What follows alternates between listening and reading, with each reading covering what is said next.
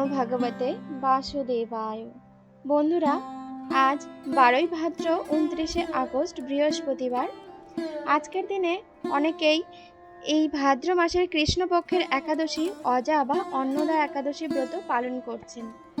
বন্ধুরা, বলা হয় যে ভাদ্র মাসের এই একাদশী পালন করলে অশ্বমেধ যজ্ঞের ফল পাওয়া যায় এবং সমস্ত পাপ থেকে মুক্ত হয়ে সেই ব্যক্তি বৈকুণ্ঠ লাভ করে।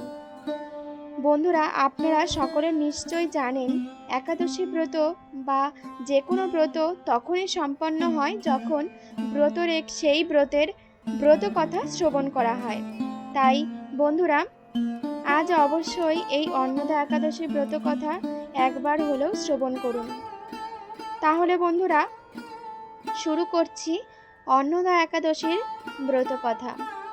এই ভাদ্রবতী কৃষ্ণপক্ষিয়া অন্নদা একাদশীর মাহাত্ম্য ব্রহ্ম বৈবর্ত পুরাণে উল্লেখ করা রয়েছে। মহারাজ যুধিষ্ঠির বললেন, হে কৃষ্ণ, ভাদ্র মাসের কৃষ্ণপক্ষের একাদশীর নাম কি তা শুনতে আমি অত্যন্ত আগ্রহী। শ্রীকৃষ্ণ বললেন, হে রাজন, আমি সবিস্তারে এই একাদশীর কথা বর্ণনা করছি, আপনি একাগ্র চিত্তে শ্রবণ করুন। ভাদ্রের কৃষ্ণপক্ষিয়া একাদশীকে বলা হয় অন্নদা। এই তিথি সর্বপাপ বিনাশিনী। যিনি শ্রীহরির অর্চনে এই ব্রত পালন করেন তিনি সর্বপাপ মুক্ত হন। এমনকি এই ব্রতের নাম শ্রবণেই রাশি রাশি পাপ বিদরিত হয়ে যায়। এই ব্রত প্রসঙ্গে একটি পৌরাণিক ইতিহাস রয়েছে। প্রাচীনকালে হরিশ্চন্দ্র নামে এক নিষ্ঠাপরায়ণ সত্যবাদী চক্রবর্তী রাজা ছিলেন।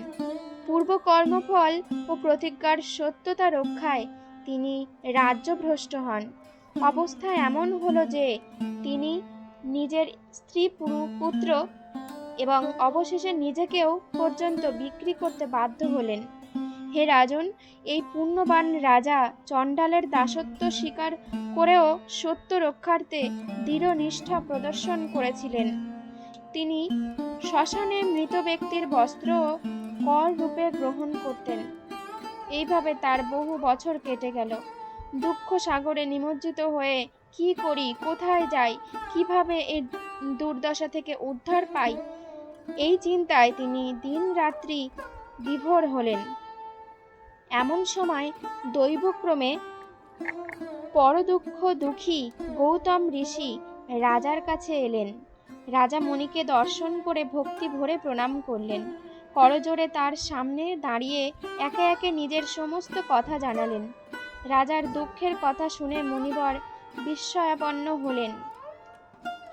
অত্যন্ত ব্যথিত হয়ে তিনি বললেন, হে রাজন, ভাদ্র মাসে কৃষ্ণপক্ষের একাদশী অন্নদা নামে জগতে প্রসিদ্ধ। আপনি এই ব্রত পালন করুন। এই ব্রত প্রভাবে আপনার সমস্ত পাপের বিনাশ হবে। আপনার ভাগ্যবশত আগামী 7 দিন পরেই এই তিথির আবির্ভাব হবে। ওই দিন উপবাস থেকে রাত্রি জাগরণ করবেন।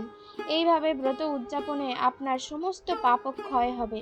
হে রাজন, আপনার পূর্ণ প্রভাবে আমি এখানে এসেছি জানবেন। এই কথা বলে গৌতম মুনি অন্তর্নিহিত হলেন।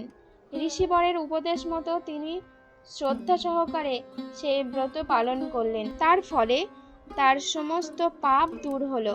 হে রাজন, এই ব্রতের প্রভাব শ্রবণ করুন। যথাবিধি এই ব্রত পালনে বহু বছরের দুঃখ ভোগের অবসান হয়। ব্রতের প্রভাবে রাজা হরিশ্চন্দ্রের সকল দুঃখ সমাপ্ত হলো।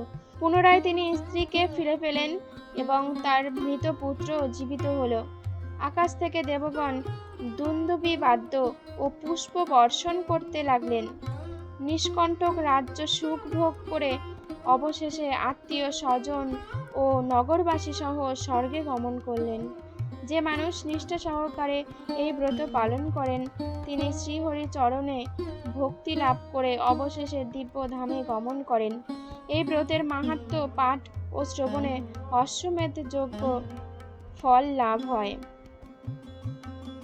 তো বন্ধুরা, ভিডিওটি ভালো লাগলে অবশ্যই লাইক এবং শেয়ার করে দেবেন ও সাবস্ক্রাইব করে আমার চ্যানেলটির পাশে থাকবেন। আজকের ভিডিওটি এই পর্যন্তই। সবাই ভালো থাকবেন, সুস্থ থাকবেন। জয় রাধে, জয় শ্রীকৃষ্ণ।